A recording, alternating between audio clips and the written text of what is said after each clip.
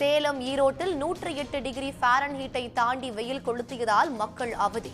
தமிழ்நாட்டில் அடுத்த 5 நாட்களுக்கு வெப்ப அலை அதிகரிக்கும் என்று வானிலை ஆய்வு மையம் எச்சரிக்கை. தங்கம் விலை சவரனுக்கு 1160 ரூபாய் குறைவு. சென்னையில் ஆபரண தங்கம் ஒரு சவரன் 53,600 ரூபாய்க்கு விற்பனை.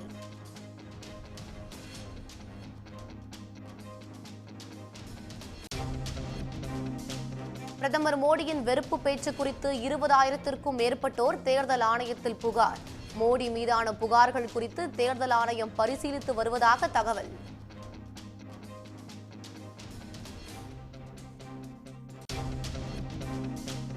வெறுப்பு பேச்சுக்காக பிரதமர் மோடி மீது குற்ற வழக்கு பதிய கோரி டெல்லி போலீசில் மார்க்சிஸ்ட் கம்யூனிஸ்ட் கட்சி புகார். உச்சநீதிமன்றத்தில் முறையிடவும் திட்டம்.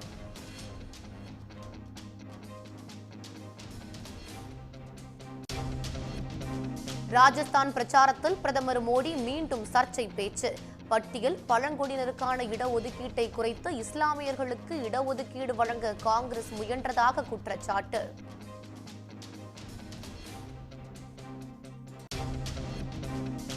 உயர் பதவியில் உள்ள பிரதமர் சர்ச்சைக்குரிய கருத்தை வெளிப்படுத்துவது இந்திய இறையாண்மைக்கு உகந்தது அல்ல என்று எடப்பாடி பழனிசாமி அறிக்கை. மத துவேஷ கருத்துக்களை தேர்தலுக்காக பயன்படுத்துவதை தவிர்க்க வேண்டும் என்று வலியுறுத்தல்.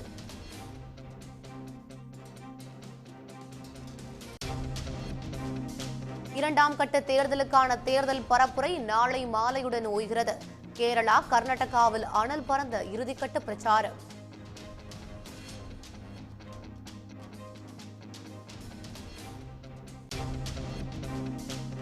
கேரளாவில் தேர்தல் பரப்புரையில் எதிர்க்கட்சியினர் தாக்கியதாக பாஜக வேட்பாளர் நாடகமாடியது அம்பலம். தவறுதலாக வேட்பாளரின் கண்ணில் சாவியால் குத்திவிட்டதாக பாஜக நிர்வாகி வாக்குமூலம்.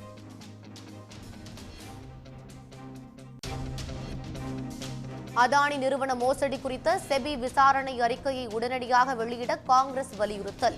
இந்தியா கூட்டணி ஆட்சி அமைந்ததும் அதானி நிறுவன மோசடி குறித்து நாடாளுமன்ற கூட்டுக்குழு விசாரிக்கும் என்று உறுதி.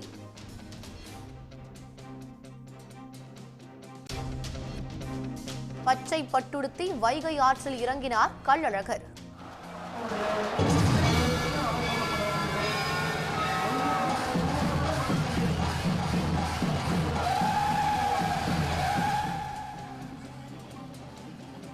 நல்ல மழை பெய்யவும் விவசாயம் செழிக்கவும் பக்தர்கள் வேண்டுதல்.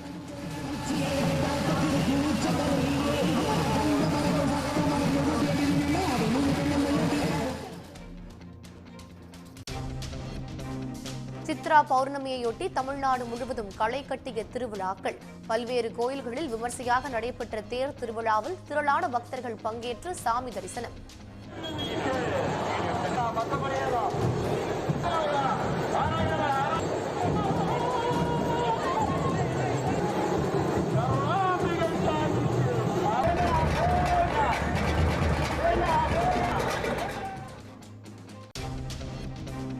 பூவாகம் கூத்தாண்டவர் கோயிலில் சித்திரை திருவிழா கோலாகலம். மணக்கோலத்தில் வந்து அரவானை கணவனாக நினைத்து தாலி கட்டிக்கொண்ட திருநங்கைகள்.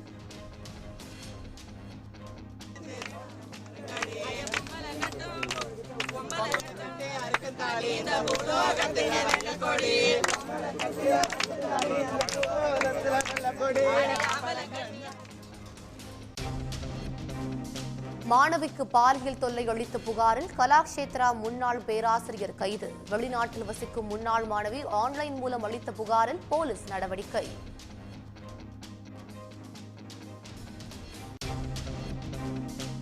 ஆந்திராவின் பித்தாபுரம் தொகுதியில் பிரம்மாண்ட பேரணியாக சென்று வேட்புமனு தாக்கல் செய்த பவன் கல்யாண். பவன் கல்யாண் ரசிகர்கள், கட்சி தொண்டர்கள் ஏராளமானோர் பேரணியில் பங்கேற்பு. சிஎஸ்கே, லக்னோ அணிகள் இடையேயான போட்டியை காண சேப்பாக்கத்தில் குவிந்த ரசிகர்கள். லக்னோவுடனான முந்தைய தோல்விக்கு சென்னை அணி பதிலடி கொடுக்கும் என்று ரசிகர்கள் நம்பிக்கை. தமிழ்நாட்டில் 15 இடங்களில் 100 டிகிரியை கடந்து வெயில் சுட்டெரித்த நிலையில் அடுத்த 5 நாட்களுக்கு வெப்ப அலை அதிகரிக்கும் என்று சென்னை வானிலை ஆய்வு மையம் எச்சரித்துள்ளது. கோடை வெயில் நாளுக்கு நாள் அதிகரித்து வருவதால் மதிய நேரத்தில் பொதுமக்கள் வெளியே நடமாட முடியாத சூழல் நிலவுகிறது. வரும் காலங்களில் வெயிலின் தாக்கம் கடுமையாக இருக்கும் என்பதால் பகல் நேரங்களில் தேவையின்றி மக்கள் வெளியே நடமாட வேண்டாம் என அறிவுறுத்தப்பட்டுள்ளது. இந்நிலையில் தமிழ்நாட்டில் 15 இடங்களில் 100 டிகிரி ஃபாரன்ஹீட்டை கடந்து வெயில் வாட்டி வதைத்தது. அதிகபட்சமாக சேலம் மற்றும் ஈரோட்டில் 108 டிகிரியும், கரூர், பரமத்தி, வேலூர், திருப்பத்தூரில் 107 டிகிரியும், தருமபுரி, மதுரையில் 106 டிகிரியும் வெயில் கொளுத்தியது. நாமக்கல், திருச்சி, திருத்தணி, கோவை, பாளையங்கோட்டை, தஞ்சாவூர், மீனம்பாக்கம் ஆகிய பகுதிகளிலும் 100 டிகிரிக்கும் அதிகமாக வெயில் வாட்டியது. ஈரோட்டில் கடந்த சில தினங்களாகவே 100 டிகிரிக்கு குறையாமல் வெப்பநிலை பதிவானதால் மக்கள் மிகுந்த சிரமத்திற்கு உள்ளாகினர். டெல்லியிலே கூட இவ்வளவு வெப்பமயமான வெயில் இல்லை. அதைவிட அதிகமாக இந்த ஈரோடு மாவட்டத்தில் மட்டும் மையப்படுத்தி இருக்கிறது என்றால் இந்த ஈரோடு மாவட்டம் சுற்றுச்சூழலிலும் காற்று, நிலம், நீர் அனைத்தும் இன்றைக்கு மாசுபட்டதனுடைய விளைவுதான். இதனுடைய விளைவு என்பது எங்களுடைய ஆழமான கருத்து. ஆக இப்பொழுதெல்லாம் யாருமே 11 மணிக்கு மேல் யாருமே வெளியில் நடமாட முடியாத ஒரு சூழ்நிலை ஏற்பட்டு இருக்கிறது. இதே நிலைமை நினைந்தால் இன்னும் கத்திரி வெயில் வரக்க இன்னும் 15 நாள் இருக்குது. இன்னும் இந்த கத்திரி வெயில் டைமில் எப்படி என்ன ஆகுமோ, எப்படி நினைக்குமோ என்ற பய உணர்வோடு அச்சத்தோடு ஜனங்க பூரா வாழ்ந்துட்டு இருக்குது. வர முடியாமல் தான் இப்படி தலையில் துண்டை கட்டவும் கொடை பிடிக்கவும் வரோம். போன வருஷம் பிள்ளை இப்படி இல்லைங்க, இந்த வருஷம் தான் இப்போ ரொம்ப அதிகமாக இருக்குது, ரொம்ப உச்சத்தில் இருக்குது. எல்லாம் குழந்தைங்களெல்லாம் வெளியில் வர முடியாது தவிச்சுக்கிட்டு இருக்கிறாங்க. நீச்சல் கூட செய்ய முடியல, அந்த அளவுக்கு தண்ணியே சூடாகுது. அதான் மரத்தையெல்லாம் வெட்டியாச்சு, எல்லாம் சூழலும் மாறி போச்சு. அப்புறம் என்ன பண்ணும், எல்லாம் காற்று எங்கே இருக்க அடிக்கும், குளிர்ச்சி எங்கே இருக்கும், எல்லாம் வறுத்தெடுக்க வேண்டியதை வெயில். இந்நிலையில் இன்றும் நாளையும் வட தமிழ்நாட்டின் உள் மாவட்டங்களில் ஓரிரு இடங்களில் வெப்ப அலை வீசக்கூடும் என்று வானிலை ஆய்வு மையம் தெரிவித்துள்ளது. தமிழ்நாட்டின் உள் மாவட்டங்களில் ஒரு சில இடங்களில் அதிகபட்ச வெப்பநிலை இயல்பை விட 2 முதல் 4 டிகிரி செல்சியஸ் அதிகரித்து, அதாவது 39 முதல் 41 டிகிரி செல்சியஸ் வரை வெப்பநிலை நீடிக்கும் என்று தெரிவிக்கப்பட்டுள்ளது. அதே நேரத்தில் ஏனைய மாவட்டங்களில் வெப்பநிலையில் மாற்றம் இருக்காது. சென்னையில் வானம் மேகமூட்டத்துடன் காணப்படும் என்றும் அதிகபட்ச வெப்பநிலை 37 டிகிரி செல்சியஸ் வெப்பநிலை இருக்கக்கூடும் என்றும் அறிவிக்கப்பட்டுள்ளது. தென் தமிழ்நாட்டில் ஒரு சில இடங்களில் இன்று முதல் 3 நாட்கள் மிதமான மழை பெய்ய வாய்ப்பு இருப்பதாக வானிலை ஆய்வு மையம் தெரிவித்திருக்கிறது. வரலாறு காணாத வகையில் உயர்ந்து வந்த தங்கம் விலை இன்று சவரனுக்கு 1000 ரூபாய் அளவில் குறைந்திருக்கிறது. அமெரிக்கா மற்றும் ஐரோப்பிய நாடுகளில் பொருளாதார மந்த நிலை, சில நாடுகளிடையே நடக்கும் போர்கள் காரணமாக பாதுகாப்பான முதலீடாக கருதப்படும் தங்கத்தை வாங்குவது அதிகரித்து வருகிறது. இதன் காரணமாக இந்த மாதம் தொடக்க முதலே ஆபரண தங்கம் விலை தொடர்ந்து அதிகரித்து தினம் தினம் புது உச்சங்களை தொட்டது.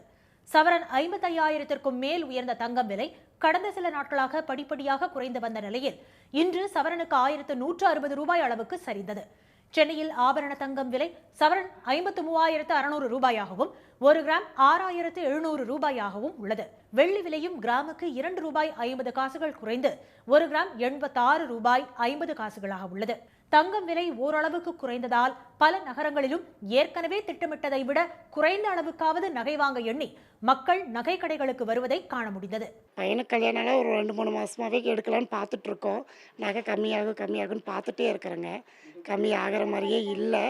சரி, இனி அட்சய திதி வரனால இனி ரேட்டு ஜாஸ்தி ஆகிருமோன்னு சொல்லிட்டுங்க இன்னைக்கு காலையில் எழுந்திரிச்சு பார்த்தோம், ஒரு பவுனுக்கு ஒரு 1000 ரூபாய்க்கு கீழே குறைஞ்சிருக்குன்னு சொன்னாங்க.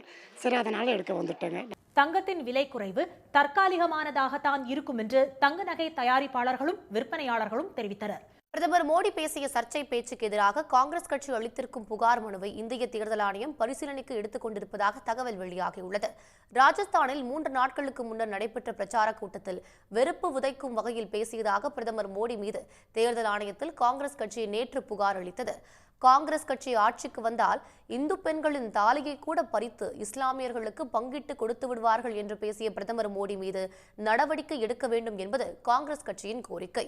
இரு பிரிவினரிடையே பகையை உருவாக்கும் நோக்கில் பேசி வரும் பிரதமர் மோடி மீது தேர்தல் ஆணையம் நடவடிக்கை எடுக்க வேண்டும் என்பது காங்கிரசின் வலியுறுத்தலாகும். வாக்காளர்களை தவறாக வழிநடத்த முயற்சிப்பதோடு பொய்யான தகவல்களை கூறி வரும் மோடிக்கு நோட்டீஸ் அனுப்பி விளக்கம் கேட்க வேண்டும், அவர் மீது நடவடிக்கை எடுக்க வேண்டும் என்று காங்கிரஸ் கட்சி வலியுறுத்தியிருந்தது. இந்த புகார் மனு கிடைக்கப்பெற்றுள்ளது என்றும் தேர்தல் ஆணையர்களின் பரிசீலனையில் இந்த மனு இருப்பதாகவும் தகவல் வெளியாகியுள்ளது. இந்த புகார் மனுவை தவிர தூர்தர்ஷன் தொலைக்காட்சி லட்சணையை காவி நிறத்திற்கு மாற்றியது.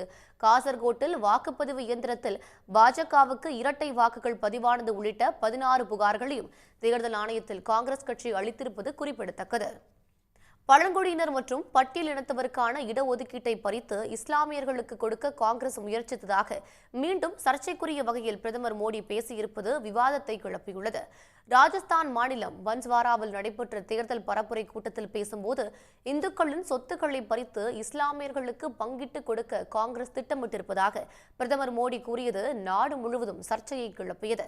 இத்தகைய வெறுப்பு பேச்சுக்காக மோடி மீது நடவடிக்கை எடுக்க வேண்டும் என எதிர்க்கட்சிகள் வலியுறுத்தி வரும் நிலையில் ராஜஸ்தானின் சவாய் மாதவப்பூர் பகுதியில் நடந்த பிரச்சாரத்தில் மோடி பங்கேற்று பேசினார்.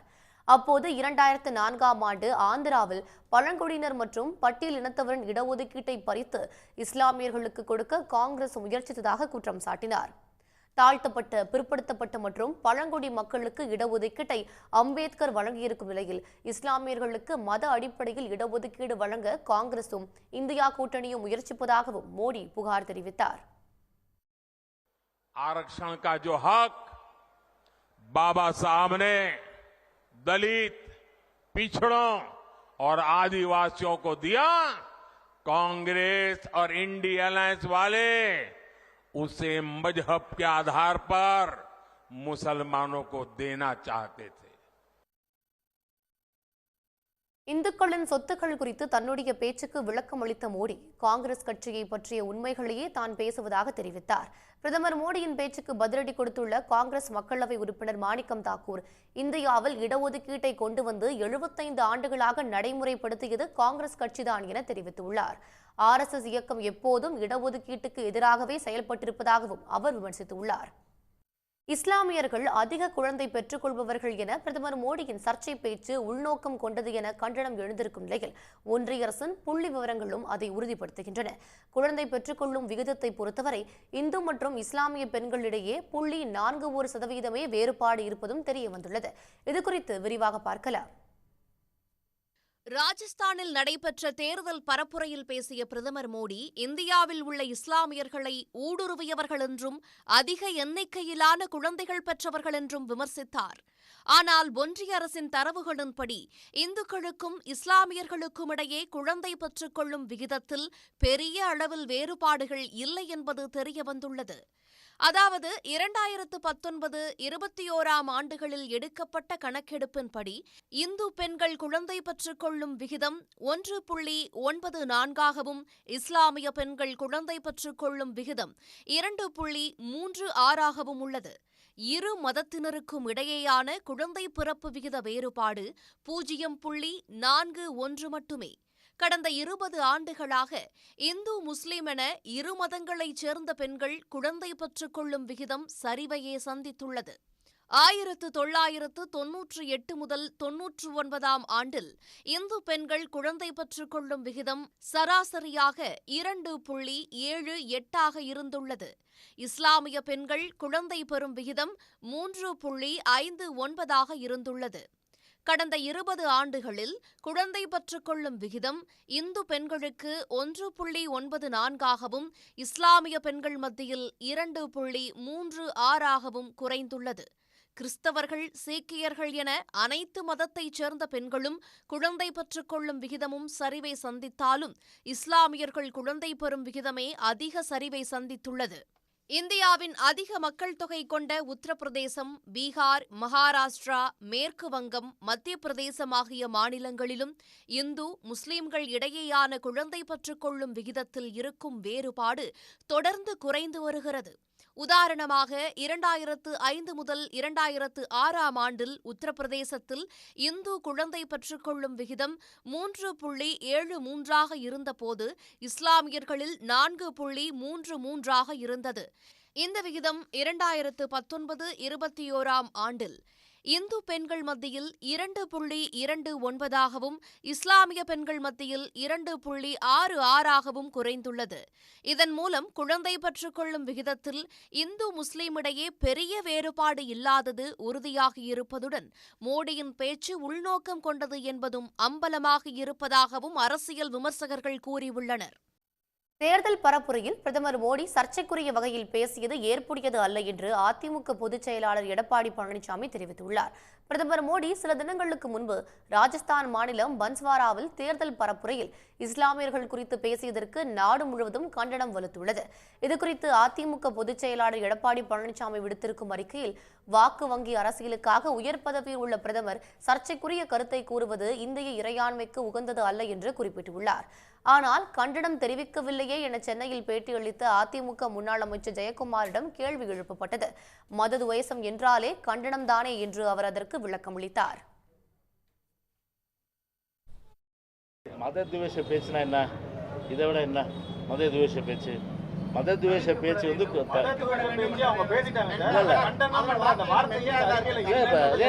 எங்க அனைத்து இந்திய அண்ணா திராவிட முன்னேற்ற கழகத்தில் பூஜை சொல்ல நாங்கள் தெரிவிக்கிறது கண்டனம் தானே. எல்லாமே ஒரு கலெக்டிவ் ரெஸ்பான்சிபிலிட்டி தானேங்க. எப்படி ஒரு கேபினெட் வந்து ஒரு கூட்டு பொறுப்போ, அதே மாதிரி கட்சியும் ஒரு கூட்டு பொறுப்பு தான். அந்த கூட்டு பொறுப்பின் அடிப்படையில் வந்து இப்போ வந்து கட்சி ஆஃபீஸ்லேருந்து தான் கண்டனம் தெரிவிக்கிறோம். இது கண்டனம் இல்லையாது, கடுமையான கண்டனத்தை தெரிவித்துக்கிறோம். போதுமா? கோவையில் 1 லட்சம் ஓட்டுகளை காணவில்லை என பாஜக தலைவர் அண்ணாமலை கூறுவது கிணற்றை காணவில்லை என திரைப்படத்தில் நடிகர் வடிவேலு சொல்வதை போன்று இருப்பதாக ஜெயக்குமார் விமர்சித்துள்ளார். விழுப்புரம் மாவட்டம் உளுந்தூர்பேட்டை அருகே உள்ள கூத்தாண்டவர் கோவிலில் நடைபெற்ற தாலி கட்டுதல் நிகழ்ச்சியில் ஏராளமான திருநங்கைகள் பூசாரி கையால் தாலி கட்டி மகிழ்ந்தனர். கூவாகம் கிராமத்தில் உள்ள கூத்தாண்டவர் கோயிலில் சித்திரை திருவிழா கடந்த 9ஆம் தேதி சாகை வார்த்தல் நிகழ்ச்சியுடன் தொடங்கி நடைபெற்று வருகிறது. விழாவின் முக்கிய நிகழ்வான சாமி கண் திறத்தல் இன்று நடைபெற்றது. அப்போது மணக்கோலத்தில் கூடிய திருநங்கைகள் பலர் அரவானை தன் கணவனாக நினைத்து பூசாரியின் கையால் தாலி கட்டி மகிழ்ந்தனர். அரவன் வந்து எப்படின்னா வந்து அவர் வந்து எங்கள் கணவன் சொல்லிட்டு நாங்கள் வருஷம் இந்த சாங்கியத்தை நாங்கள் செய்வோம். தாலி கட்டி தாலி அறுப்போம். இன்னைக்கு வந்து நாங்கள் சந்தோஷமாக இருப்போம், நாளைக்கு வந்து கொஞ்சம் வருத்தமாக இருப்போம். மிசோமியா. ஸோ நான் சேலம்லேருந்து வரேன். இது வந்து என்னோட 5வது வருஷம். ரொம்ப ஹாப்பியாக இருக்குது. ஏன்னா வருஷம் எல்லாருமே ஃப்ரெண்ட்ஸ் எல்லாமே பார்க்குறோம். ஸோ எங்களோட ஃபேமிலிஸும் வந்துருக்காங்க. ரொம்ப சந்தோஷமாக இருக்குது. எல்லாத்தையும் இந்த ஒரு இதில் பார்க்கறதுக்கு ரொம்ப ஹாப்பியாக இருக்குது. எங்களுக்கு ரொம்ப சந்தோஷமாக இருக்குது. அது மட்டும் இல்லாமல் இன்னைக்கு தாலி கட்டுற நிகழ்வு. இன்னைக்கு நாங்கள் கூத்தாண்டர் கோயிலுக்கு வந்திருக்கிறோம். இன்னைக்கு தங்கத்தில் தாலி கட்டி இருக்கிறோம். ரொம்ப சந்தோஷமாக இருக்குது. இந்த கோவிலுக்கு நாங்கள் வந்திருக்கிறது. நாளைக்கு தாலி அறுக்கிற நிகழ்வு இருக்குது, அதுலேயும் நாங்கள் கலந்துப்போம். இங்கே நாங்கள் வந்ததில் உலகத்தில் இருக்கிற வந்து வேலையில் இருக்கிற மலேசியா, சிங்கப்பூர், அப்புறம் தமிழ்நாட்டில் பக்கத்து மாநிலங்கள்ல இருந்தெல்லாம் கூட திருநங்கைகள்லாம் வந்திருக்காங்க. ஒருத்தர் பார்த்து நாங்கள் எங்களோட சந்தோஷத்தை நாங்கள் வெளிப்படுத்திக்கிட்டோம். தாலி கட்டிக்கொண்ட திருநங்கைகள் பின்னர் கோயிலின் வெளியே கற்பூரம் ஏற்றி கும்மி அடித்து தங்களுடைய மகிழ்ச்சியை வெளிப்படுத்தினர்.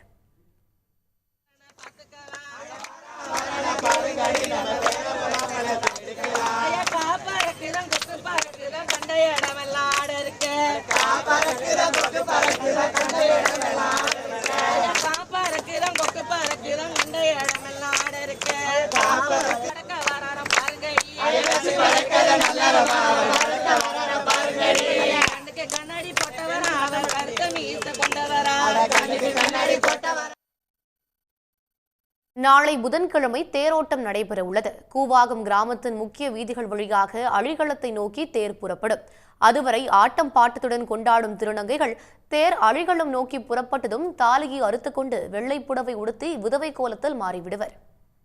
மளிகை பொருட்களின் விலை திடீரென அதிகரித்திருப்பது இல்லத்தரசிகளை அதிர்ச்சி அடைய வைத்துள்ளது. வெளிமாநிலங்களில் இருந்து பருப்பு உள்ளிட்ட மளிகை பொருட்கள் தமிழ்நாட்டிற்கு கொண்டு வருவதில் தாமதம் ஏற்பட்டதால் அவற்றின் விலை சற்று அதிகரித்துள்ளது. மொத்த விற்பனையில் துவரம் பருப்பின் விலை கிலோ 135 ரூபாயில் இருந்து 150 ரூபாயாகவும், உளுத்தம் பருப்பு 118 ரூபாயில் இருந்து 135 ரூபாயாகவும் உயர்ந்துள்ளது. கடலை பருப்பு 72 ரூபாயில் இருந்து 77 ரூபாயாக அதிகரித்துள்ளது. விலை உயர்வால் சந்தைக்கு வந்த பலர் தேவையை விட குறைவாக வாங்கியதாக தெரிவித்தனர். 10 ரூபாய் 20 ரூபாய் ஒவ்வொரு பருப்புக்குமே எக்ஸ்ட்ரா ஆயிருக்கு. பூண்டு விலை கம்மியாயிட்டே இருந்தது, இப்போ திருப்பி ஜாஸ்தி ஆயிடுச்சு. பூண்டு விலையும் புளி விலையுமே ஜாஸ்தியாக இருக்குது. எல்லா விலையுமே கொஞ்சம் ஜாஸ்தி ஆயிருக்கு. நாங்கள் ஒரு மாதத்துக்கு எல்லாமே 2 கிலோ வாங்குவோம். இப்போ எல்லாருமே 1 கிலோ அப்படி தான் வாங்குற மாதிரி இருக்குது. இப்போ எல்லாமே எல்லா பருப்புமே ஒரு கிலோ வாங்குற மாதிரி தான் இருக்குது. எக்ஸ்ட்ராவாக வாங்க முடியல எதுவுமே. இன்றைக்கி மல்லிகை சாமாக்கு மட்டுமே தனியாக எக்ஸ்ட்ராவாக ஒரு 500 இன்றைக்கி எக்ஸ்ட்ரா ஆயிருக்கு எங்களுக்கு. ஏலக்காய் உள்ளிட்ட சமையல் நறுமண பொருட்களின் விலையும் அதிகரித்துள்ளது. 190 ரூபாய்க்கு விற்கப்பட்ட பூண்டு கிடுகிடுவென உயர்ந்து 300 ரூபாயை எட்டியுள்ளது. வடமாநிலங்களில் இருந்து வரத்து குறைந்ததே இதற்கு காரணம் என்று வியாபாரிகள் கூறினார். மொத்தம் இந்தியாவில் வந்து 150 கோடி ஜனம் இருக்குல்ல, ஒரு நாளைக்கு வந்து 80,000 மூடை தேவை. ஆனால் வரது வந்து 50,000 60,000 தான் வருது. அந்த வரத்து எப்படி வருதோ அதை வச்சு தான் ரேட் வைப்பாங்க. ராஜஸ்தான், குஜராத், மத்திய பிரதேஷ் தான் நிறைய வருது.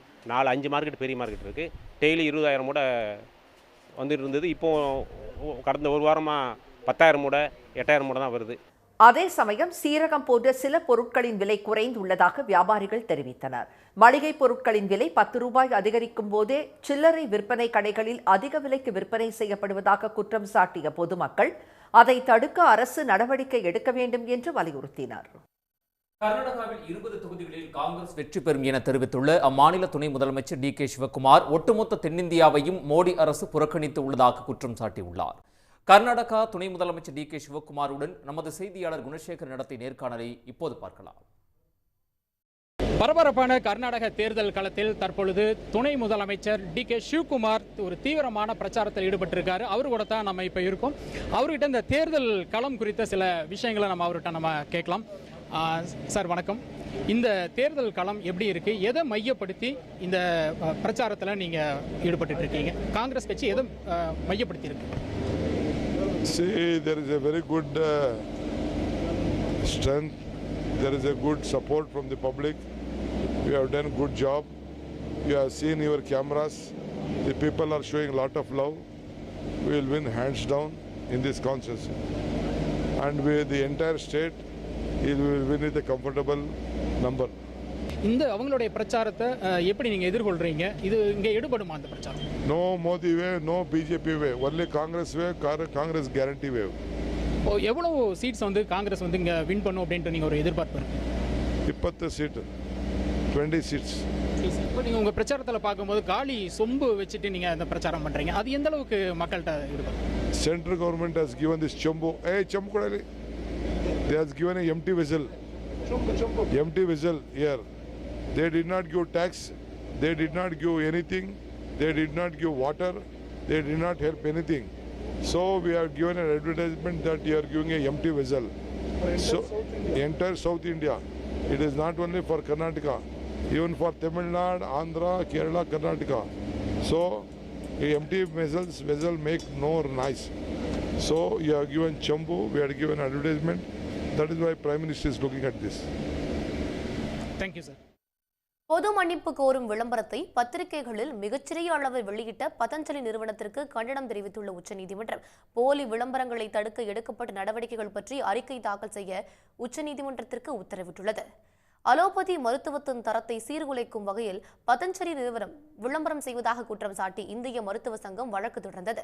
வழக்கை விசாரித்த உச்சநீதிமன்றம் பதஞ்சலி நிறுவனர் ராம்தேவ் மற்றும் நிர்வாக இயக்குநர் பாலகிருஷ்ணா ஆகியோர் பொது மன்னிப்பு கோர உத்தரவிட்டது.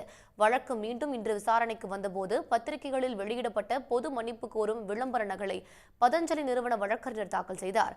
அதனை பார்த்து அதிருப்தியடைந்த நீதிபதி கோலி பதஞ்சலி நிறுவனத்தின் விளம்பரங்களை இதே போன்ற சிறிய அளவில்தான் வெளியிடுவீர்களா என கண்டனம் தெரிவித்தார்.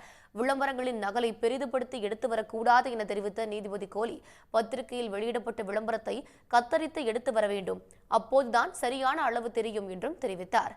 மேலும் மருந்து விளம்பரங்களுக்கு கட்டுப்பாடு விதிக்கும் 170வது பிரிவை திடீரென நீக்கியது ஏன் என ஒன்றிய அரசுக்கு கேள்வி எழுப்பிய நீதிபதிகள் அந்த பிரிவை மீண்டும் சேர்க்க உத்தரவிட்டும் அதனை செய்யாதது ஏன் என்றும் வினவினர். பதஞ்சலி நிறுவனத்தின் போலி விளம்பரங்களுக்கு எதிராக ஒன்றிய அரசின் துறைகள் நடவடிக்கை எடுக்காது ஏன் என்றும் உச்சநீதிமன்றம் கேள்வி எழுப்பியது. 2018 முதல் போலி விளம்பரங்களை தடுக்க எடுக்கப்பட்ட நடவடிக்கைகள் மற்றும் மருந்து விளம்பரங்களுக்கு கட்டுப்பாடு விதிப்பது தொடர்பாக தகவல் ஒலிபரப்புத்துறை பதிலளிக்க வேண்டும் என்றும் உத்தரவிட்ட நீதிபதிகள் வழக்கு விசாரணையை ஏப்ரல் 30ஆம் தேதிக்கு ஒத்திவைத்தனர். கேரளாவில் தேர்தல் பிரச்சாரத்தின் போது மார்க்சிஸ்ட் கம்யூனிஸ்ட் கட்சியினர் தனது கண்ணீர் தாக்கியதாக போலீசில் புகார் அளித்த பாஜக வேட்பாளரின் நாடகம் அம்பலமாகியுள்ளது. அவரை தாக்கிய சக பாஜக நிர்வாகி கைதாகியுள்ளார். கொல்லம் தொகுதியில் போட்டியிடும் பாஜக வேட்பாளரும் மலையாள நடிகருமான ஜி கிருஷ்ணகுமார் 2 நாட்களுக்கு முன்பு தனது இடது கண்ணில் கட்டுடன் வந்தது பரபரப்பை ஏற்படுத்தியது. கண்ணில் கட்டுடன் பிரச்சாரத்தில் பங்கேற்ற கிருஷ்ணகுமாருக்காக கொல்லம் பகுதியில் தமிழ்நாடு பாஜக தலைவர் அண்ணாமலையும் வாக்கு சேகரித்தார். குந்தாரா என்ற இடத்தில் பிரச்சாரத்தின் போது தம்மை மார்க்சிஸ்ட் கம்யூனிஸ்ட் கட்சி தொண்டர்கள் பலமான ஆயுதத்தை வைத்து கண்ணீர் தாக்கியதாக தாம் சந்தேகிப்பதாக காவல் நிலையத்தில் கிருஷ்ணகுமார் புகார் அளித்திருந்தார். இந்த புகாரை விசாரித்த குந்தாரா காவல் நிலைய போலீசார் கிருஷ்ணகுமாருடன் பிரச்சாரத்தில் பங்கேற்ற சனல் என்ற பாஜக நிர்வாகியை கைது செய்தனர். கூட்டத்தில் நின்றிருந்த போது தன்னுடைய கையில் இருந்த வாகன சாவி எதிர்பாராத விதமாக வேட்பாளர் கிருஷ்ணகுமாரின் கண்ணில் பட்டு காயம் ஏற்படுத்தியதை சனல் ஒப்புக்கொண்டார். குற்றத்தை ஒப்புக்கொண்ட சனலை கைது செய்த போலீசார் அவரை ஜாமீனில் விடுவித்துள்ளனர். பொய்யான புகார் அளித்து அம்பலமான பாஜக வேட்பாளர் கிருஷ்ணகுமாரை கம்யூனிஸ்ட் கட்சியினர் விமர்சித்து வருகின்றனர். உலக புகழ்பெற்ற மதுரை சித்திரை திருவிழாவின் முக்கிய நிகழ்ச்சியான கள்ளழகர் வைகை ஆற்றில் இறங்கும் வைபவம் கோலாகலமாக நடைபெற்றது. அழகர் ஆற்றில் இறங்கும் கண்கொள்ளா காட்சியை பல லட்சம் பக்தர்கள் நேரில் தரிசித்து வழிபட்டனர். சித்திரை திருவிழாவின் முத்திரை நிகழ்ச்சியான கள்ளழகர் வைகை ஆற்றில் இறங்கும் வைபவத்திற்காக அழகர் கோயிலில் இருந்து ஞாயிற்றுக்கிழமையன்று கள்ளழகர் கண்டாங்கி பட்டுடுத்தி தங்க பல்லக்கில் புறப்பட்டார். மதுரை நோக்கி வந்த அழகரை வழிநெடுகிலும் பக்தர்கள் திரண்டு வரவேற்றனர். 3 மாவடியில் எதிர் சேவை நிகழ்ச்சியும் நடைபெற்றது. திங்களன்று தல்லாக்குளம் பிரசன்ன வெங்கடாஜலபதி பெருமாள் கோயிலில் தங்க குதிரை வாகனத்தில் ஆண்டாள் சூடிக் கொடுத்த மாலையுடன் 1000 பொன் சப்பரத்தில் அழகர் காட்சியளித்தார்.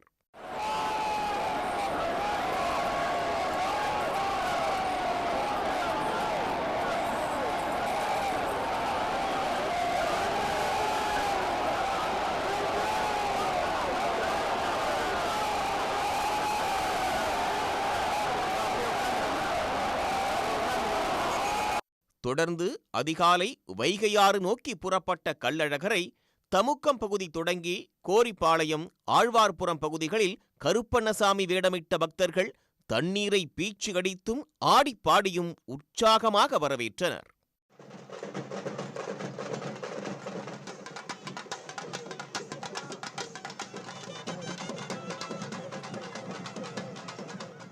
வைகையாற்று பகுதிக்குள் கள்ளழகர் தங்க குதிரையில் வருகை தந்தபோது வெள்ளி குதிரையில் வீரராகவ பெருமாள் எழுந்தருளி கள்ளழகரை வரவேற்றார். கள்ளழகரை வீரராகவ பெருமாள் வரவேற்க தாமரை இலைகள், மலர்களால் நிரப்பப்பட்டிருந்த வைகையாற்றில் அழகர் இறங்கினார்.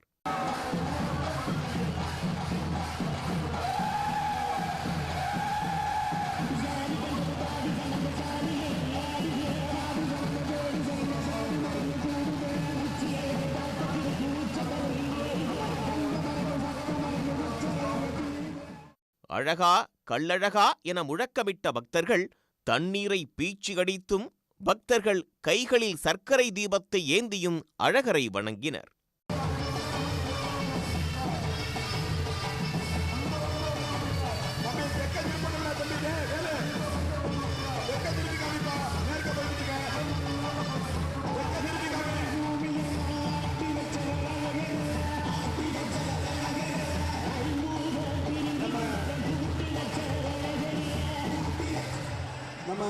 ஆற்றில் கள்ளழகர் தங்க குதிரையில் 3 முறை வலம் வந்து பக்தர்களுக்கு காட்சியளித்தார்.